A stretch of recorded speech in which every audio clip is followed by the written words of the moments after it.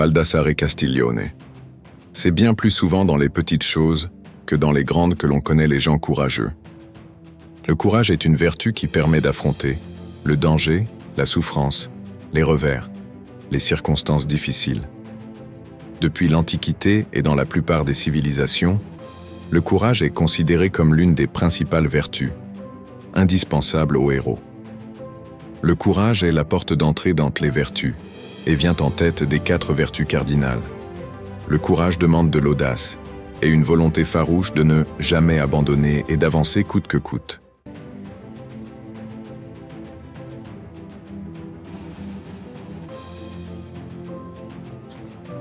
Le courage, ce mot qu'on entend souvent, mais qu'on ne mesure réellement que lorsque l'on se retrouve face à un mur, un obstacle, une épreuve. C'est tout ce qui nous pousse à avancer quand tout semble nous retenir en arrière. Ce mois-ci sur Marc 2.0, on parle de courage. Pas seulement le courage physique, mais aussi le courage mental, émotionnel. Celui qu'il faut pour se relever après un échec, pour sortir de sa zone de confort, pour affronter ses peurs et poursuivre ses rêves. Le courage, c'est aussi prendre les choses en main, modifier, créer, améliorer. Chaque projet, chaque transformation, c'est un petit peu une manière de prouver qu'on est prêt à avancer. Par exemple, quand tu prends un vélo et que tu le transformes, comme ce que j'aime faire, tu ne sais toujours pas si ça va fonctionner. Mais tu as le courage d'essayer, de te rater, de recommencer. Mettre la main dans le cambouis, se laver les mains après, expérimenter. C'est ça, l'esprit Marc 2.0. Peu importe le domaine dans lequel tu veux exporter cela, il faut toujours du courage.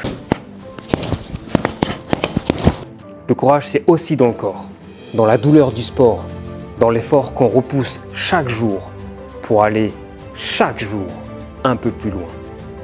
Parce que chaque répétition, chaque goutte de sueur, c'est une étape vers une meilleure version de soi. C'est facile d'abandonner, mais c'est quand tu continues malgré la fatigue, malgré la douleur, que tu découvres de quoi tu es vraiment capable. Et je sais que tu sais de quoi je parle. Lorsqu'on en est retranché, c'est là où on trouve souvent, parfois, les outils pour s'en sortir. Cet instinct que l'on a en nous, il faut le cultiver.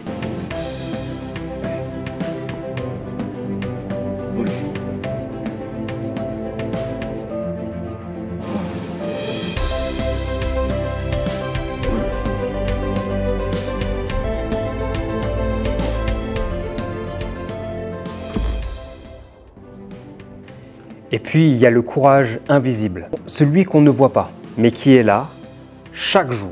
Le courage de parler. Le courage de parler lorsque l'on a peur. Le courage de parler lorsque l'on est heureux, triste, anxieux.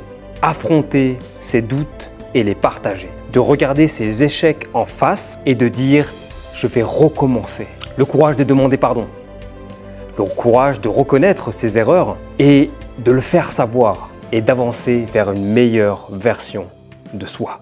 Ne pas être défaitiste. Avoir le courage de ne pas être défaitiste. Ne pas se dire « c'est comme ça, c'est inévitable, c'est la vie ». Non, rien n'est inamovible. On peut toujours s'améliorer. Il faut s'armer de courage. On a tous des moments où on doute, où on pense qu'on ne va pas y arriver. Mais le courage, c'est justement de ne pas laisser ses pensées nous gagner. Et Marc 2.0, c'est ça, tu vois. C'est ça. C'est une aventure de courage, de dépassement, d'évolution. Ce mois-ci, je veux que tu me rejoignes dans le nouveau thème que l'on va mettre en place pour mars et avril. Explorer ce thème-là sous différentes formes, se challenger. Voilà. C'est une ligne de conduite que l'on va mettre en place et on va chaque jour essayer de faire de notre mieux pour y arriver. Je nous souhaite donc beaucoup de courage pour entamer ce chemin que l'on va faire ensemble durant ces 2 prochains mois. Marc off. Le courage consiste à faire ce que vous avez peur de faire.